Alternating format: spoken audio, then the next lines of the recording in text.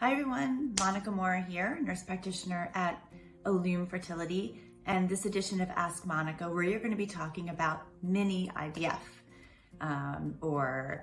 there's also a natural IVF.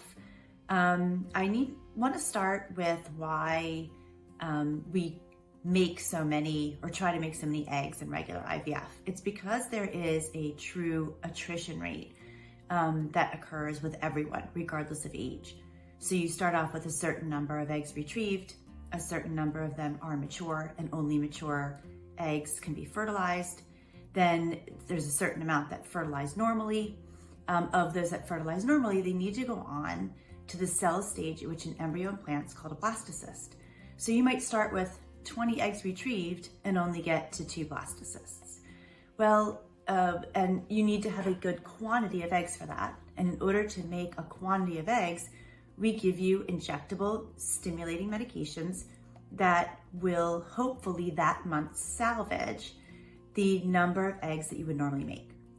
So with that in mind, as you either age, or if you're somebody who's relatively young but you have diminished ovarian reserve, meaning the quantity and maybe the quality of your eggs is less than somebody that's your age that doesn't have diminished ovarian reserve, we may not be able to get that amount of eggs.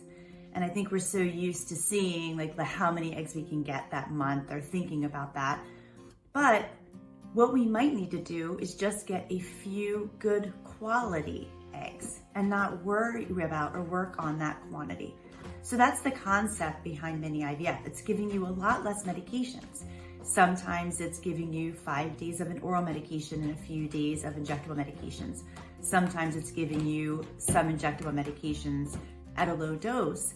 But what we're looking for is not necessarily those 20 eggs, because you may not have them.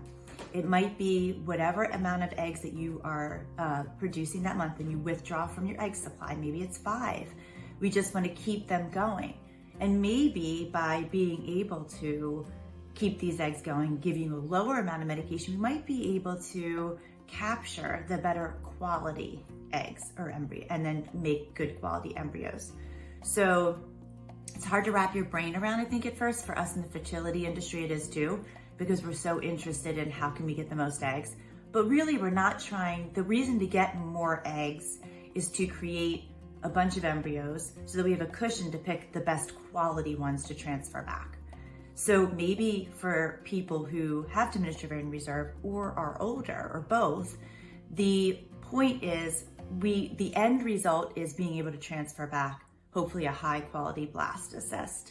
But working backwards from that, it might be, and the concept is that maybe we start with fewer eggs to begin with, because that may be all the person has. The other caveat that I'll say is that sometimes people just don't make a lot of eggs no matter how many medications we give them. What we do, and we want to be able to give those people, and everyone if we can, a chance at an IVF cycle and a chance at achieving their family or pregnancy goals.